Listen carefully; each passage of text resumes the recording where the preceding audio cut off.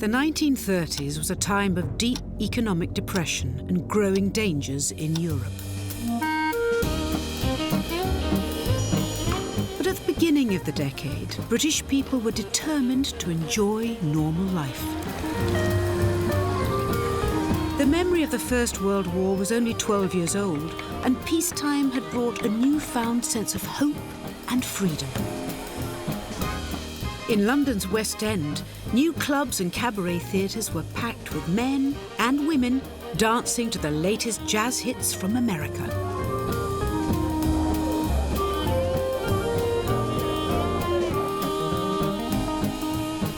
The 1930s for me are a decade of total change and total adventure. It's the age of recreation. It must have been unimaginably exciting. It was a time where freedom and social change was flourishing. For the first time, the cinema became a weekly part of people's lives. Every town and city had its Ritz, its Roxy, an Empire or an Odeon. And, as seen here in Maidenhead, anyone could watch the latest Hollywood sensation for only 10p a ticket. The film industry was booming. The first sort of entertainment blockbusters were created in the 1930s. People wanted to be entertained, wanted to be scared, wanted to be excited by things, wanted to be taken out of their rather miserable existence. No film star was bigger than Britain's Charlie Chaplin. His films, often making light of tough times, made him the highest paid actor in the world. And the heartthrob was adored by fans when he returned home.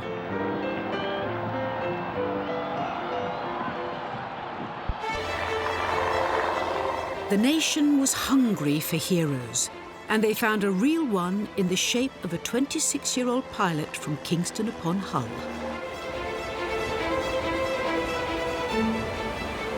I've always wanted to see this Amy Johnson flying back from her solo flight to Australia, to Croydon of all places.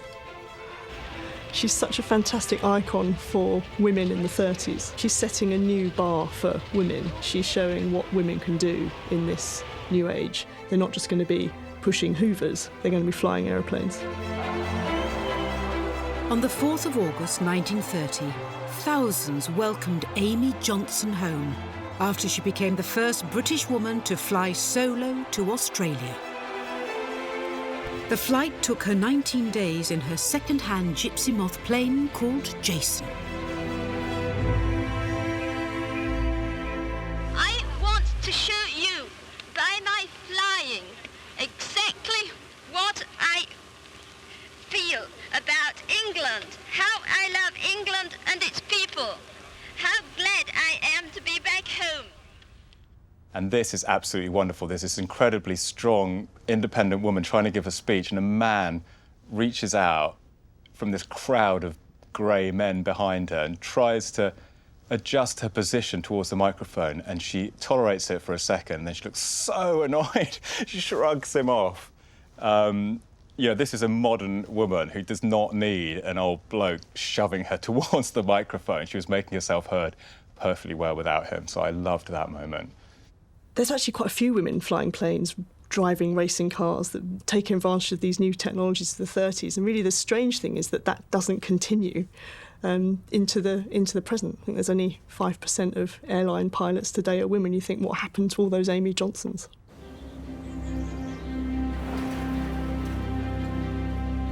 I've flown for a living since I was 21 years old, really.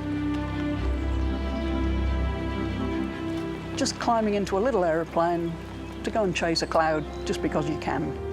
There aren't really enough words to describe it, but it really is the most amazing experience that I've found.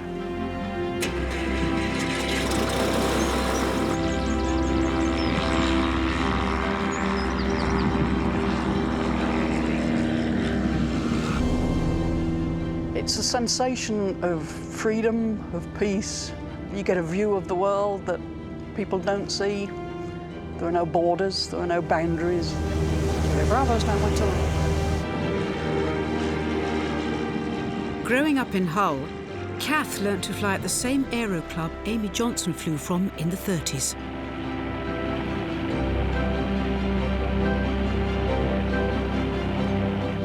I was about 8 years old. My gran bought me a book for Christmas. It was adventure stories for girls. And I read this book. It was a good book. And I said to my dad, "Hey, Dad, this book's wrong." Well, it says here, a woman from Hull went to Australia in an aeroplane on her own. And he said, "Well, was she called Amy Johnson?" I said, "Yeah." He said, "Well, she did." I said, "She can't have." I said, "Why can't she have?" I said, "She came from Hull." And I just could not believe that anybody, male or female, from Hull had done anything that impressive, that I started reading everything I could lay my hands on to find more about Amy Johnson. And what a fascinating woman she was. These coloured pictures of her flying are fabulous. I've not seen them in colour before, and it gives you a real feel of what it must have been like. Open cockpit means that the airflow is just going straight past your ears at the same speed that you're flying at. So something like the Moth will be doing 80, 90 miles an hour most of the time. So a 90-mile-an-hour wind trying to rip your helmet off. There are no radios, there are no modern navigation aids. I think it would take an enormous amount of bravery to go off into the unknown like that. The longest flight Amy had done prior to setting off was from Hull to London. And I think she had about 100 hours total time in an aeroplane. And to set off to Australia, you know, I'd stop and think twice, and I've got a few more hours than that. Amy Johnson became a megastar. Across the country, women asked hairdressers for the Amy Johnson wave, and she was idolised everywhere she went. Nowhere more so than in Hull, where a homecoming parade was organised to celebrate their local hero. You can see it, so happy and so excited. I mean, this is a celebrity coming back to her hometown. You see that the crowd there sort of moving as one. There's so many of them. And there's children there, and the mayor of Hull, as she's been cheered by all her thousands of fans. Good luck and good night.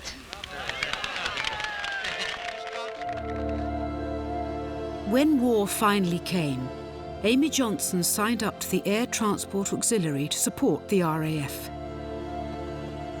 On the 5th of January 1941, her plane crashed in bad weather over the southeast coast of England. Her body was never recovered. There seemed to be a general opinion that she was, ironically, quite underconfident. She needed to prove herself over and over again, and certainly contemporaries at the time thought that that was what ultimately led to her death. Other pilots were sitting on the ground in Blackpool waiting for the weather to improve, whereas Amy was Amy Johnson. So she was expected to be able to do it in her mind, if in nobody else's. Yeah, she's obviously got a bit about her, I think. I think it's in that one frame. Yeah, I'm going to do it my way.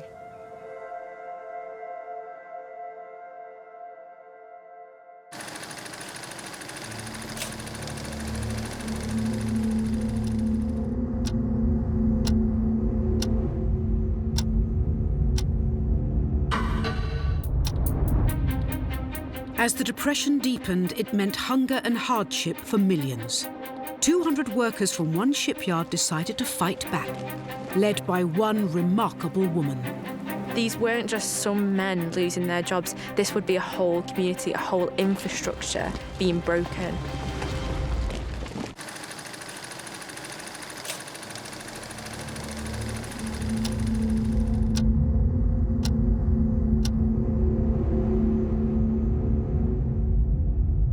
By October 1931, the full force of the Great Depression had struck Britain with devastating effect. Unemployment doubled to 3 million in just 12 months. Prime Minister Ramsay MacDonald had no answer to the economic crisis. His coalition government cut unemployment benefit as Britain's workers paid the price in an era of austerity.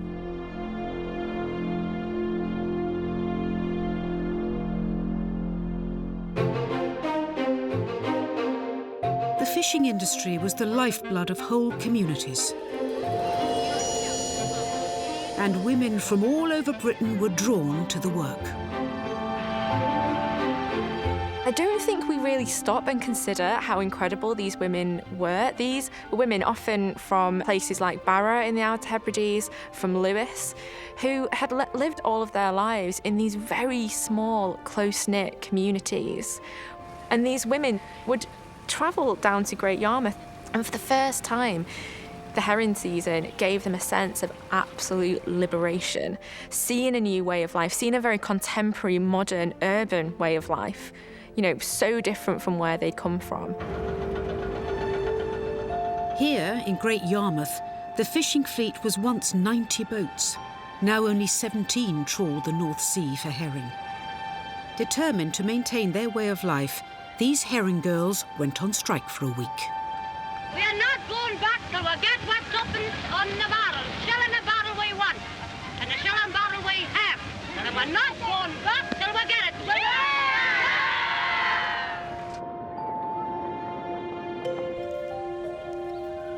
The women successfully achieved that extra shilling, and the spirit of the herring girls still exists today in traditional fishing communities, like here in Hull.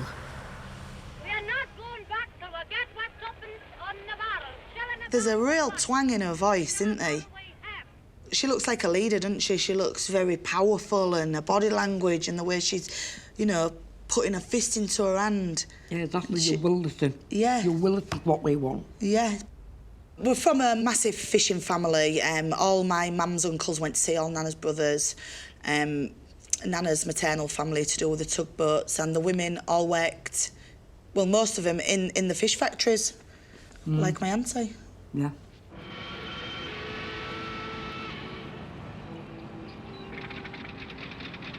How about the smell? Oh, don't go there. Oh, Jesus God. You could whiff it before you even get out of bed. The smell, oh, walking in the morning. Oh, God.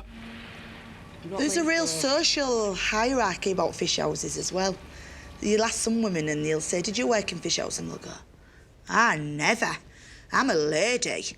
And then other women, like Pat, absolutely loved it, embraced it. She didn't care about the smell or the long hours or the hard work. But you had a certain time, a certain limit to get your work done, get it out. But if you got your work out, then you got a bonus. Once you've done that, then look forward to Thursday, payday.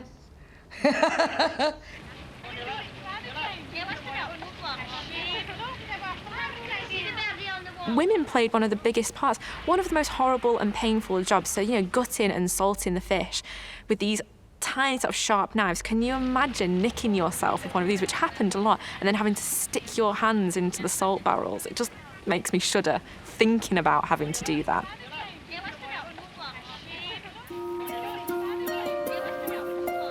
The kids of today are never going to know that feeling of living like that.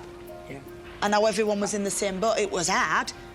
Oh, it was hard. Every time your son or your husband or your brother went to sea, I could imagine the anxiety was through the roof. I think about our kid going to sea and I think, oh, God, I'd have bloody nightmares. Every single family was the same.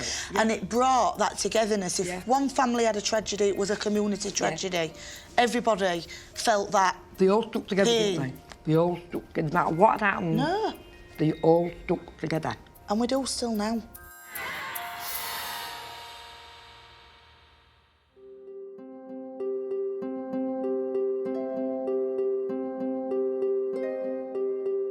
Across the industrial north, coalfields, steel mills and shipyards were being closed as Britain's north-south divide deepened. In Jarrow, in Tyneside, 7 out of 10 men were unemployed, forcing thousands of families to live in cramped and impoverished conditions.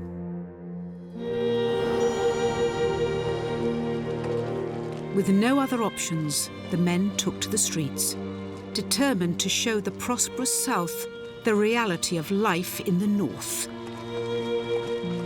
It's absolutely incredible seeing it in colour, because the images that we see so often of the Jarrow March are very serious, quite sombre black and white images, and the colour really for me shows the life and the spirit that was in These men who were marching as a last act of pleading the government to help them in a time of absolute crisis.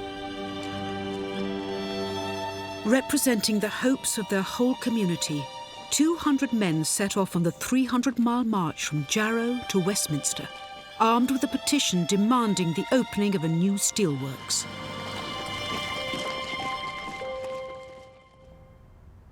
Both my father and my mother, who were very strong supporters of the Labour Party, were among those who helped to join the Jarrow Crusade.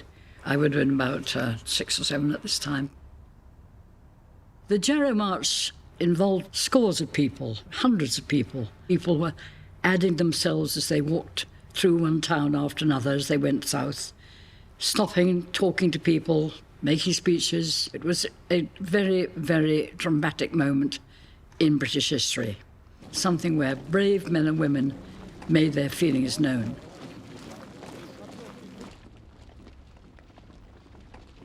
Look at this guy's face. That guy walking along there, that's starvation face.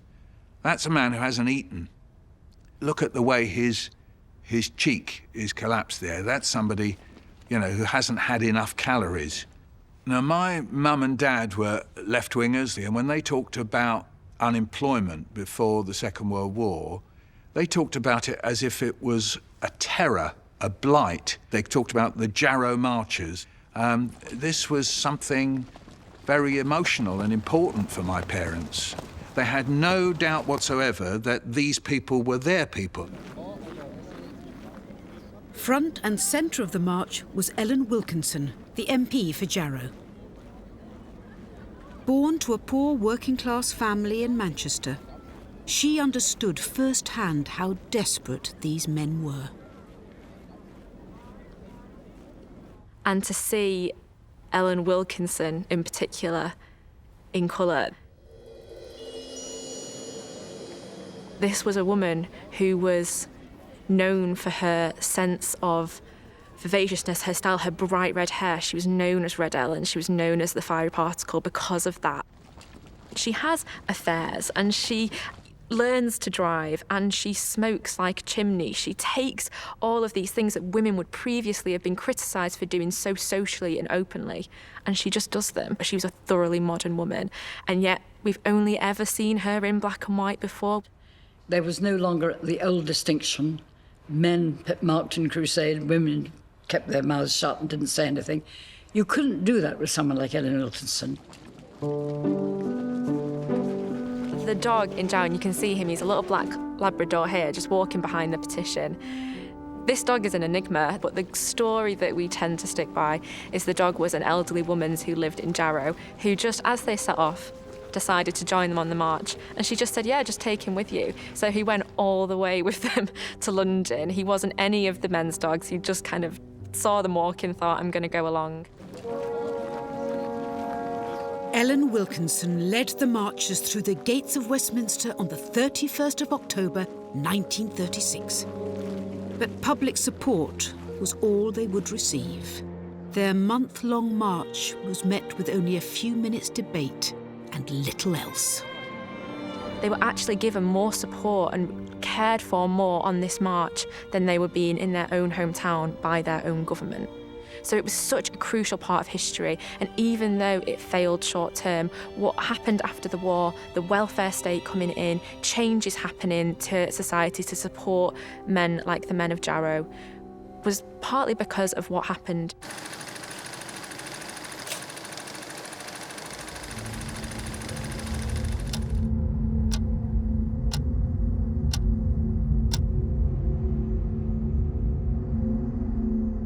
As British workers struggled to survive in the midst of depression, across Europe people were turning to very different solutions. In Germany, 1 in 3 men were unemployed. But propaganda films like this proudly portrayed a nation rebuilding after the First World War. There were very large-scale sufferings on the part of ordinary people in Germany. The young Germans were invited to join the Nazi Party, invited to take part in the rebuilding of the cities that had been, in many cases, badly shelled or bombed in the First World War. In January 1933, the Nazi Party was the largest in Germany, and Adolf Hitler was sworn in as Chancellor. It was the first time he had ever held a position of power. Unsere Fähigkeit, unsere Entschlusskraft, welche Arbeiter an das Werk!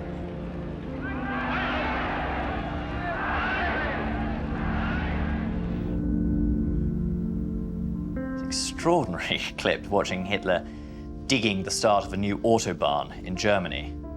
Well, this is Hitler very literally putting the German people back to work. If you think that we had an unemployment problem in Britain in the 1930s, it was an awful lot worse in Germany, which had 6 million people unemployed when Hitler came to power in January 1933. But within a few years, that had been all but eradicated, and people in Britain were incredibly impressed that this had happened. Here it seems that we had no imaginative solutions to the unemployment problem, but here you had Hitler building autobahns and putting the German people back to work. So he portrayed himself as kind of Germany's savior, really. And by showing that he was trying to show, purporting to show that he was an ordinary worker, an ordinary person from the lower classes, he portrayed this image of uniting all social classes in the Germany that he was creating. He saw himself and was seen by others as being part of the architects of the new world. And a lot of people in other countries, not just in Germany itself, but even in France and Britain and so on, there was a sense of amazement, delight, excitement about the rise of the Nazis.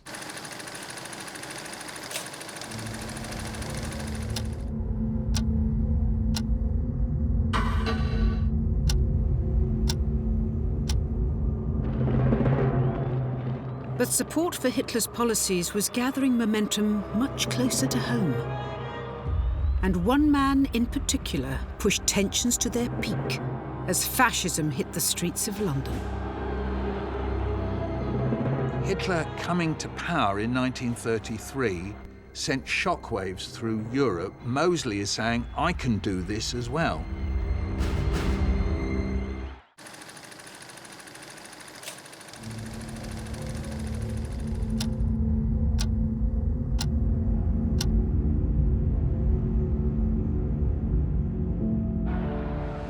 By August 1934, Hitler had violently eliminated his rivals and was now Führer, with complete control over Germany.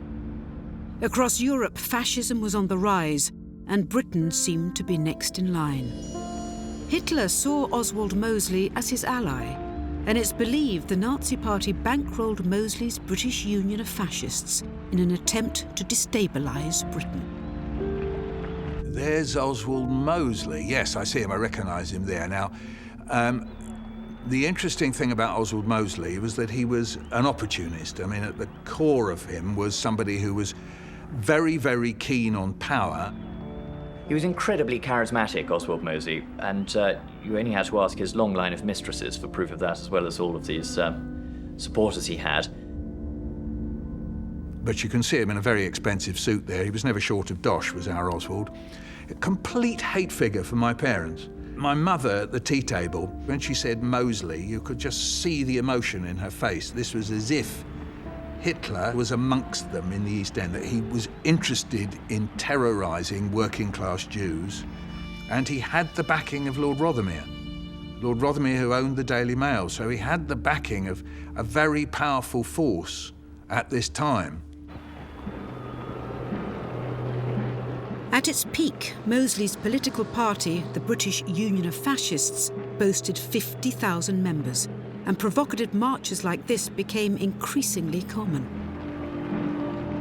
At the beginning, he has a lot of support because people at the time are thinking, you need new ways to approach these unprecedented problems of mass unemployment in the aftermath of the Great Depression. You can see them all giving the Nazi salute there. Mosley can appear sometimes as a sort of joke figure and irrelevance, But at the time, Mosley, in a sense, had the backing of these huge powers, Hitler's Germany, Italy and Spain, and it felt as if Mosley had the momentum going with him.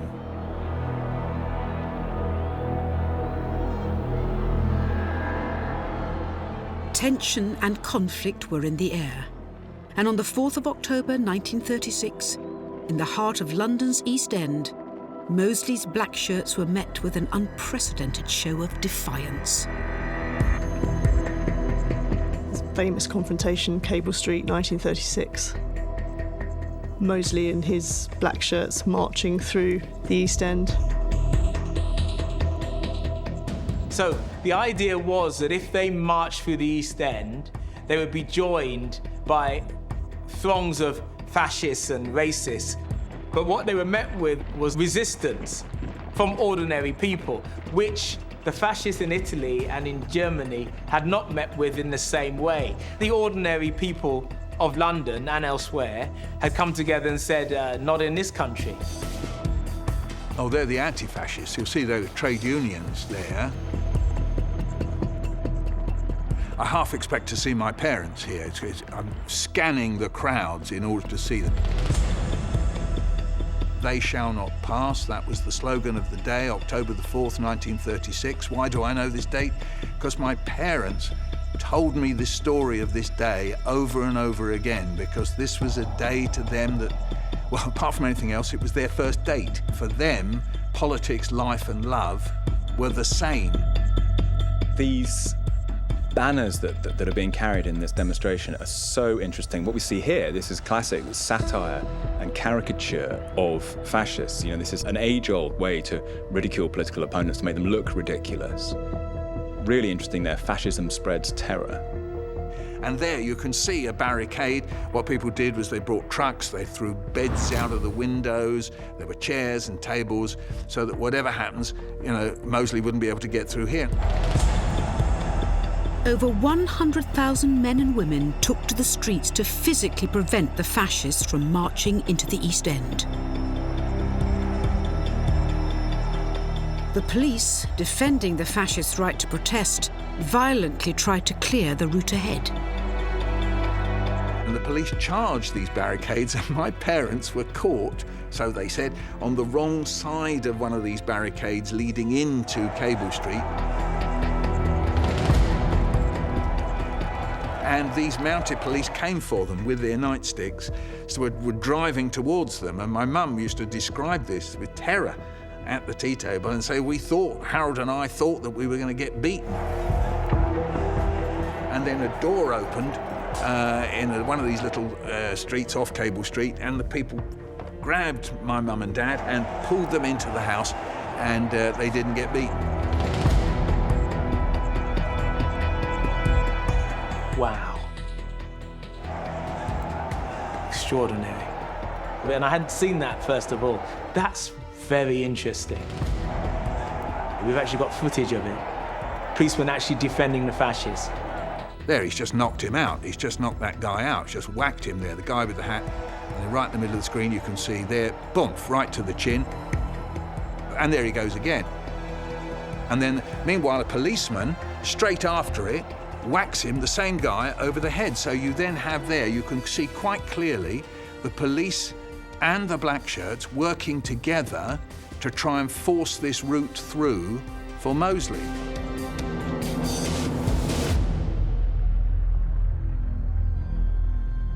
After 2 hours of fighting, Mosley was forced to turn back. It was a humiliating defeat that the British Union of Fascists would never recover from. English people are not alarmed lest Britain be on the brink of political upheaval. The fascists had made their move, and here at Cable Street, ordinary British people had seen them off.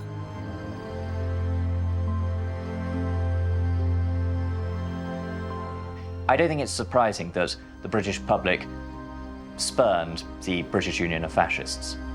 But I think most people thought that it was incredibly un-British, and later on, Diana Mosley, wife of Oswald Mosley, was asked famously in an interview if she regretted anything about the movement, and she said no. And then she said, oh yes, the jackboots. I always told him that the British would never go for jackboots. And I think that's quite true. It was considered a bit vulgar, foreign, aggressive, not our way of doing politics by calm consent.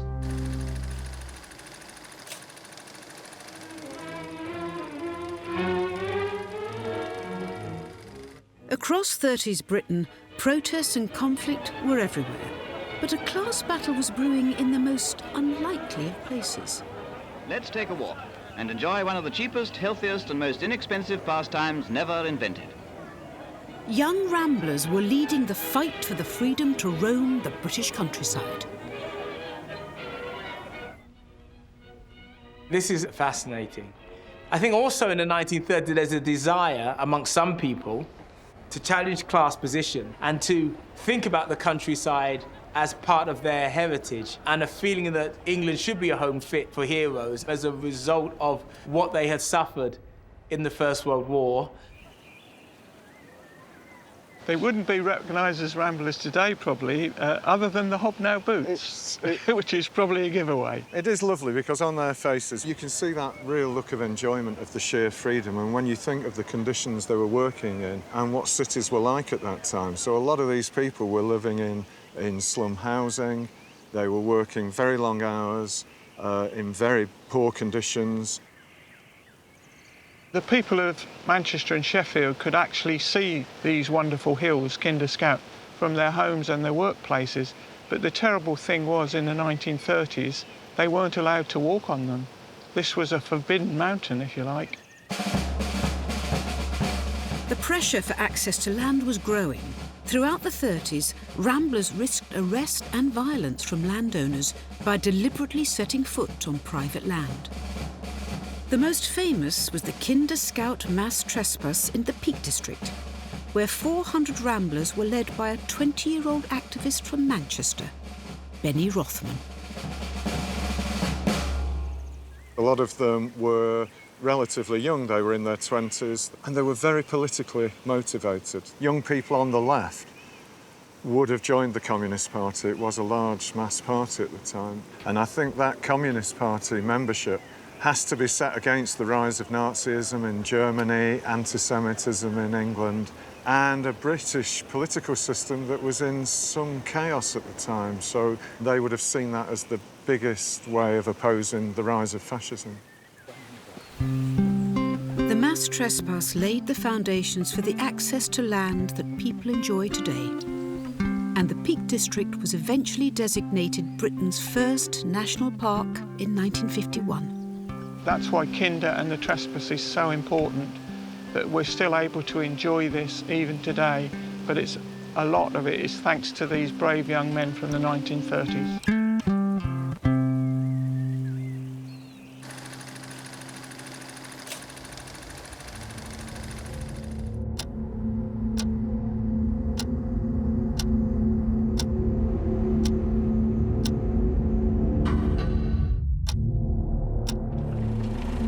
As war loomed, Britain was more determined than ever to maintain peace. But one football match would force people to face up to the true horrors of the Nazi regime. It's really shocking to see that in 30s Britain.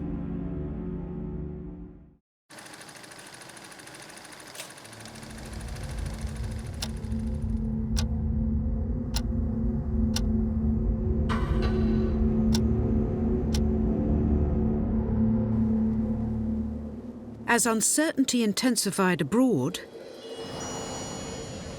at home, Britain was more determined than ever to preserve a sense of stability, ensuring that the most traditional sporting events continued as normal. Once again, it's the magic of the green courts and the ping of the ball on the racket. During the mid-30s, Fred Perry dominated Wimbledon, winning 3 consecutive singles titles. And whether it was a national spectacle or a kickabout on the back streets of East London, sport bound communities together.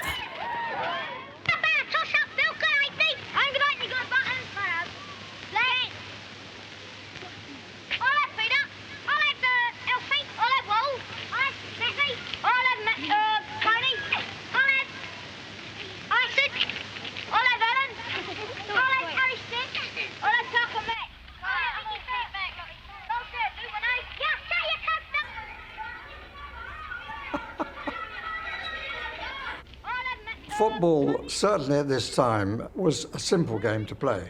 This is where it was born. It's the jostling of the players. There's usually one player who knows he's not quite as good as the others, and the captains know that he's not, and he's the last one left, and he doesn't. So there's that comes into it. Oh, football was hugely important, both to the kids and to their fathers. But throwing down the jackets, I mean, it was done all the time. How anybody knows who's on what side, I've no idea.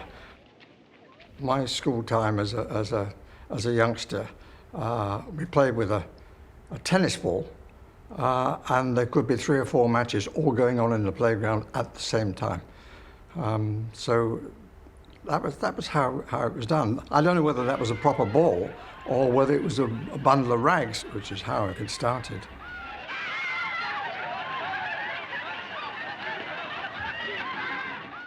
It is fairly chaotic, but there's a different sort of law in those days, as we see how people are reacted to by the law and by the mother. Get in there, you! Let me catch you playing football anymore. Hitting round the head these days wouldn't be permissible, that's for sure. Clearly no VAR in the background. But it's just lovely to see the faces, amazing.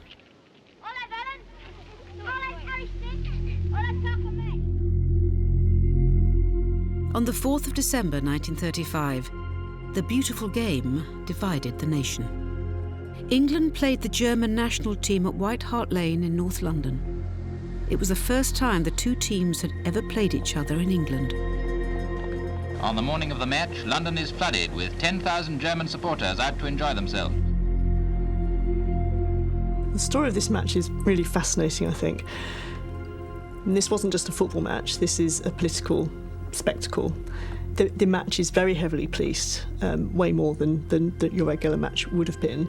And this police car with a megaphone on the top is actually broadcasting messages in German to the German fans, exhorting them not to antagonise the English supporters.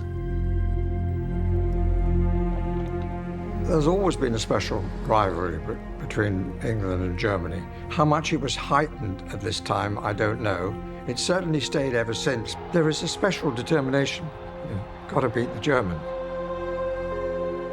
It's a really contentious decision to actually host the match. I think there was an agreement that no swastikas, no flags would be brought or worn.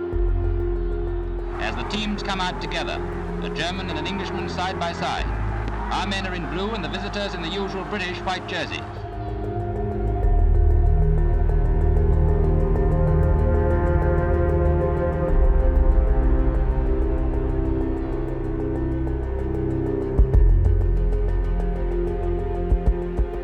There's that moment on the pitch when the German players will do the salute.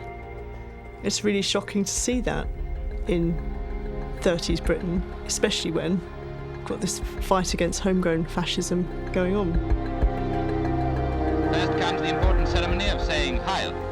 And it leaves a slightly uncomfortable feeling. There was no reference by the commentator in the piece on the Pathé News, so he was obviously told whatever his own views. He should just report what he sees. By 35, the world is waking up to what Hitler is doing. He's building autobahns, he's beginning to rearm, he's already locked up the trade union movement, the left, there had been pogroms and attacks on Jews. He's abolished democracy.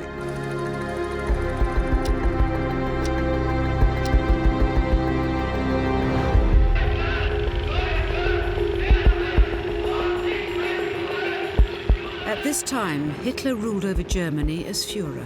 He started to build up the Luftwaffe, brought in conscription, and in September 1935, he introduced the Nuremberg Laws, stripping Jewish people of their basic human rights.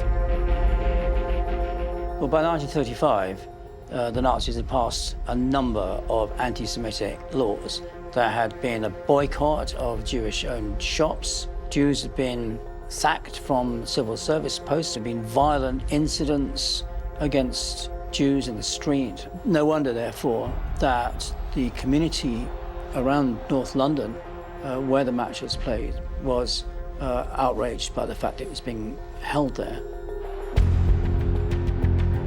The magnificent display of fast and furious football, but always England have just got that little extra something that the others haven't. One may wonder when one sees this match why the British government would allow such a thing to happen. But I think there was a general concern of appeasement. Many people were afraid of another war, and appeasement, even with Nazi Germany, would have been considered as preferable to going to war. And the end sees England winners by 3-0. But the comfortable scoreline did not ease the controversy surrounding the match. A lone Nazi flag flew over the West Stand. One England fan climbed up and tore it down, determined that the swastika would not fly over his patch.